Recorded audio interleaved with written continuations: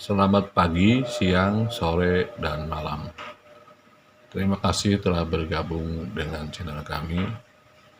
Jangan lupa dukungannya untuk kelangsungan channel Ar-Rahman dengan cara subscribe, like, share, dan komen. Kita bahas kenapa saya selalu mengatakan ketidaktahuan persis ya, ketidaktahuan pasti apakah budak Angon itu calon pemimpin atau bukan. Ya. Gitu. Karena gini, kenapa saya selalu begitu? Saya sering dulu bertanya sama sepupu-sepupu saya. Mereka selalu mengatakan budak Angon itu kokolotna para kolot. Jadi orang yang dituakan sama orang tua, sepuh. Diposisikan seperti itu. Jadi saya sempat kebingungan di situ. Apakah yang maksud dengan situ adalah dia hanya seorang penasehat ataukah dia bakal jadi pemimpin?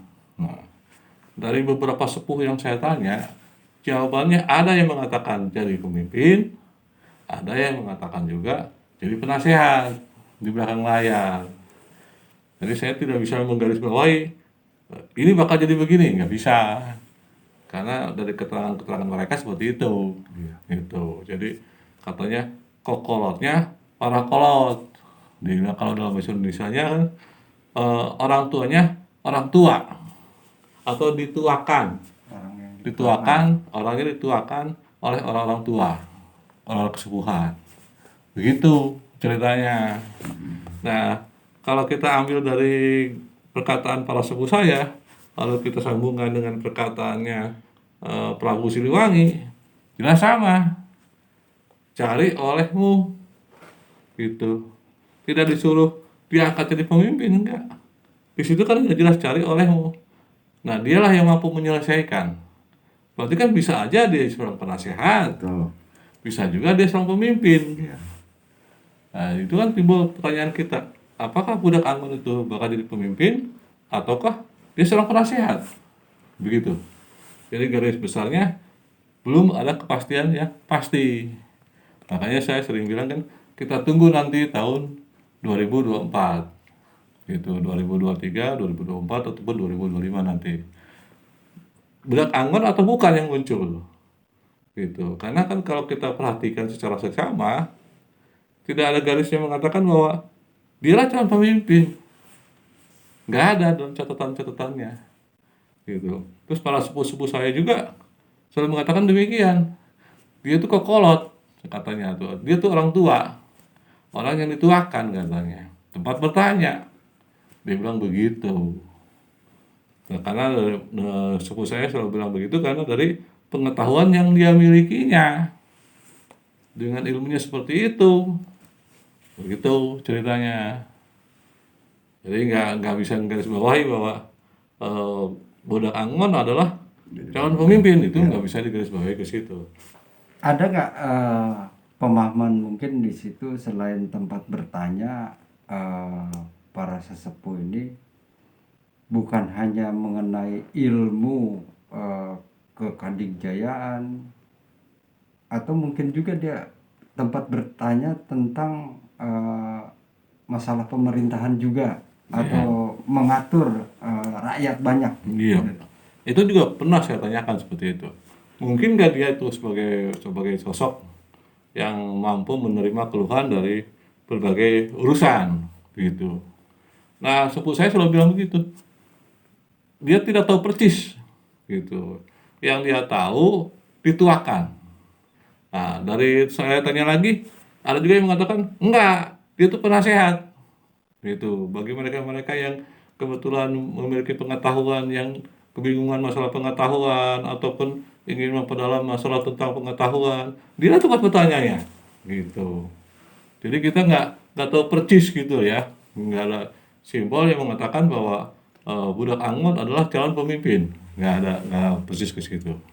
Dari beberapa keterangan-keterangan itu juga dari bacaan bukunya Prabu Siliwangi tidak menegaskan secara spesifik bahwa dialah nanti yang memimpin, gitu. Enggak. Beda dengan di Prabu Jayabaya, dia yang memimpin kalau kata Prabu Jayabaya kan seperti itu. Tapi kalau dalam Prabu Siliwangi enggak ada penegasan kata itu. Ada yang ada cuma carilah olehmu, karena dia yang mampu menyelesaikan, begitu. Jadi kemungkinan ini dengan munculnya bocah Angon itu, dia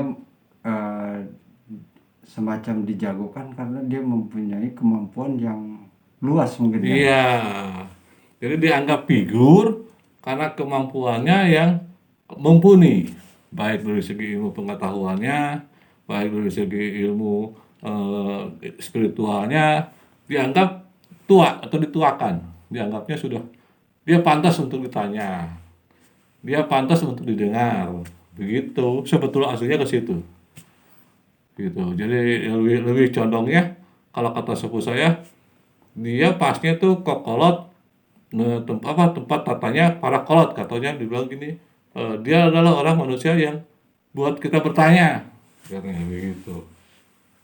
Jadi tempat orang untuk bertanya, dibilang begitu. Kalau memang ketemu orangnya, dialah orangnya yang tempat kita untuk bertanya, dibilang gitu penegasannya. Tapi tidak menjelaskan bahwa dialah yang menjadi pemimpin, tidak menjelaskan seperti itu, tapi menjelaskannya dialah orang yang bisa kita untuk bertanya, gitu. Kalau menurut ceritanya seperti itu. Jadi kenapa kok saya tetap bertahan bahwa belum tentu. Nah itu karena itu cerita itu yang saya dapat dari pengalaman saya mencari, bertanya, mencari dan bertanya. Itu yang saya dapat pengalaman saya. Jadi si budak Angon tadi bakal munculnya di masa gimana tuh, gejolak atau Masih tenang. posisi tenang? Oh iya. Ini budak Angon kalau diprediksi secara hukum Palakia ya, saya gabungkan itu. Dia muncul seperti cerita, dia muncul di kala orang tidak tahu. Ada istilah ilmunya ada. Jadi dia ikut rombongan, setelah ikut rombongan, dia muncul seketika. Gitu. Jadi posisinya bisa dalam keadaan tenang, bisa dalam keadaan gejolak. Gitu, posisi dia. Tapi yang jelas pada saat memang kalau yang dia menginginkan untuk tampil, dia akan tampil. Tapi tidak harus gejolak, tidak harus posisi tenang, tidak. Cuma kalau dalam riwayatnya Prabu Siliwangi, pada saat sudah terhimpit keadaan, baru dia muncul. Yang dimaksud dengan keadaan katanya alam. Ada yang prediksi begitu. Ada juga karena keadaan dirinya terhimpit. Ada. Jadi ada yang mengatakan karena kondisi alam, keadaan rakyat sudah terhimpit, katanya seperti itu, dia akan muncul. Tapi juga ada yang memprediksi karena keadaan dirinya terhimpit, dia juga muncul. Jadi posisinya tidak mengharuskan bahwa posisi terjepit dia muncul, enggak. Ya. Dilihat situasi. Karena salah satu ilmu yang pernah saya pelajari, pernah saya baca dalam bukunya, salah satu ilmu yang jarang orang tahu dari beberapa ilmu, itu dia akan gunakan pada saat dia akan muncul. Kalau menurut cerita para sepupu saya begitu, dia akan gunakan pengetahuan itu pada saat dia muncul. Tapi kondisinya, apakah kondisi maksud dengan kata Prabu Siliwangi itu? Keadaan sedang huru hara atau sedang terjepit, saya kurang tahu persis. Tapi yang jelas kata sepupu saya, dia bilang katanya, pada saat dia menginginkan turun, dia akan menggunakan ilmunya yang terakhir. Dia akan menggunakan ilmu yang terakhir, dan di mana sama sekali orang tidak tahu kemunculannya. Itu yang pernah saya dapat begitu. Yang jelas mungkin dalam waktu dekat ya, kalau dari menurut riwayat buku-buku yang di... Oh iya. Kan kalau dalam bait terakhirnya Prabu Siliwangi, pada saat Gunung Halimun ada teriakan minta tolong, dia muncul. Tapi kalau menurut prediksi saya, secara dari tahun alif yang pas itu, sebetulnya dia udah muncul. Itu kan prediksi saya. Terus teriakan minta tolong, sebetulnya sudah terjadi gitu. Sebetulnya sudah terjadi. Dan prediksi Malakia yang pernah saya pelajari gitu, Mhm. sepertinya dia sudah siap-siap untuk datang. Cuma saya nggak tahu jelas pasti apakah seperti kata suku saya gitu, dia menggunakan ilmu terakhirnya atau tidak, saya nggak tahu. Saya nggak tahu persis. Tapi yang jelas sepertinya kedepannya dia sudah siap-siap untuk turun. Gitu. Sepertinya begitu. Kalau kita kan dengan mudah, dengan gampang menjabarkan namanya dalam buku Sunda kuno itu kan ada cerita Hana Caraka. Sebetulnya gampang aja kita baca. Dia lewat mana? Gitu. Apakah dia lewat utara? Apakah dia lewat timur? Apakah lewat barat? Apakah lewat selatan? Dengan hanya menggunakan Hana Caraka, Tata Sawala, dia dengan mudah dia bisa sebetulnya. Cuma kita secara prediksi saya nggak berani terlalu jauh karena ini kan masalahnya menyangkut tentang keadaan ke depan. Iya, iya. Gitu. Itu aja Iya, iya. penjelasannya. Jadi kan kalau kita ambil kesimpulan, kenapa saya masih bertahan bahwa itu belum pasti apakah dia pemimpin ataupun bukan. Karena data yang saya dapat dari sepupu saya maupun dari buku, tidak ada garis merah yang mengatakan dia adalah sosok pemimpin. Itu tidak ada garis merahnya seperti itu. Yang jelas dia akan muncul, tapi posisinya di mana saya tidak tahu persis. Apakah dia seorang penasehat, apakah dia seorang pemimpin. Itu aja kalau masalah budak Anggun.